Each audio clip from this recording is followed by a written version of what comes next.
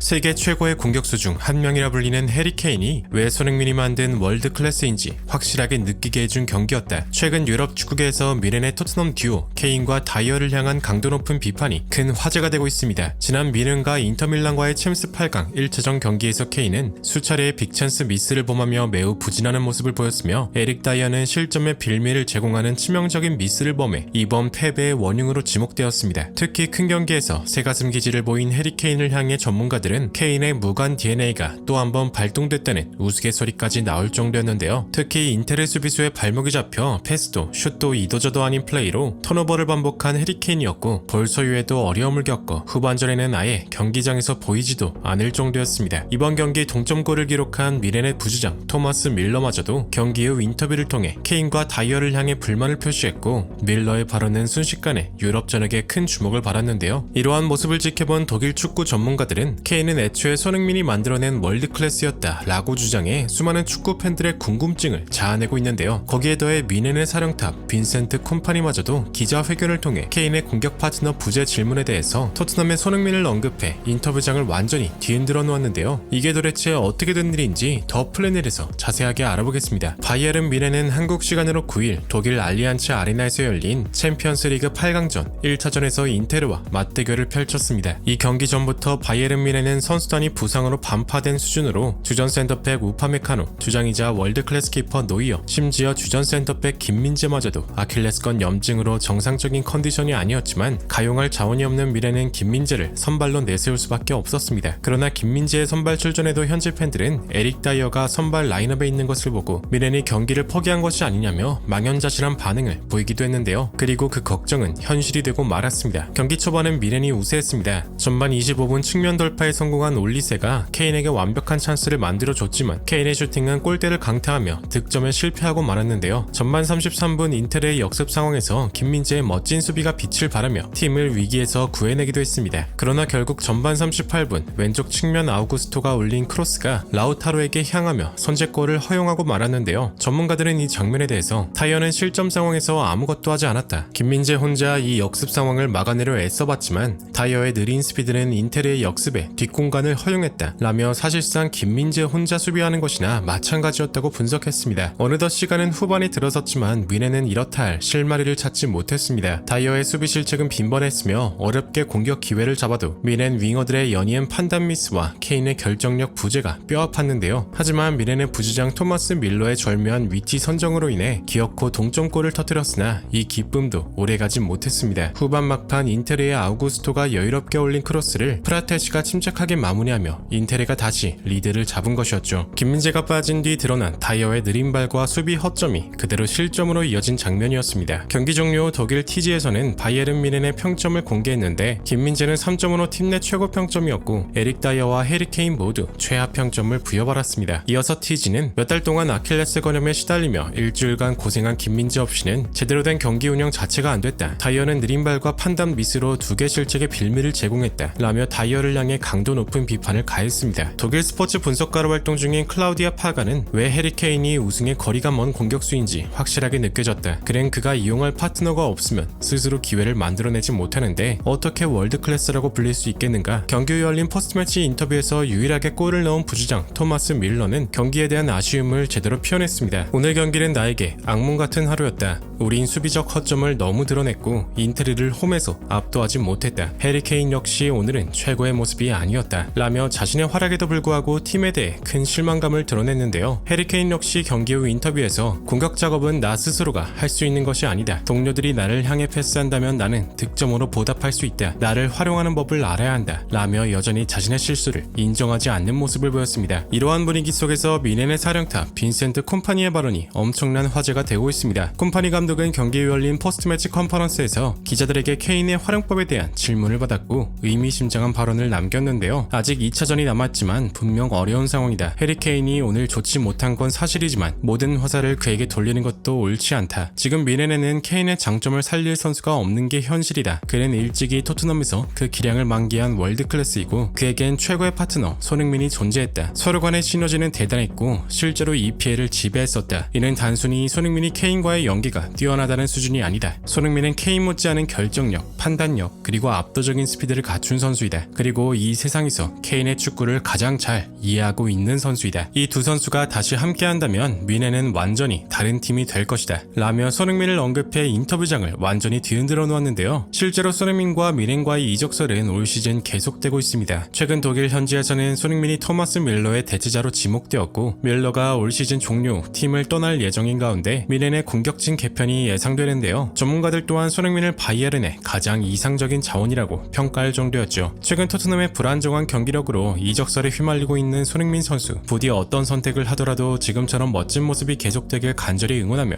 영상 마무리하겠습니다. 진심으로 구독과 좋아요 부탁드리며 시청해주셔서 대단히 감사합니다.